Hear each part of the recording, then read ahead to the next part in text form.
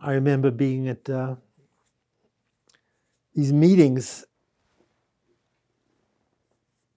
kind of testimonial dinners and things where people would talk endlessly in Yiddish, and of course I hadn't the faintest idea what was going on. But there are a number of these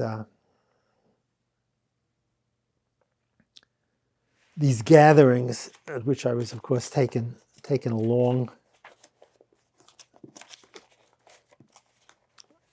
I have them here someplace.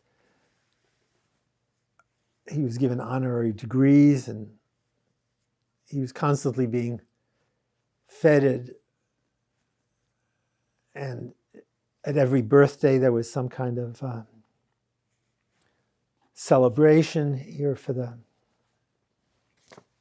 his 50th birthday, there was a volume. For the 60th, there was another volume.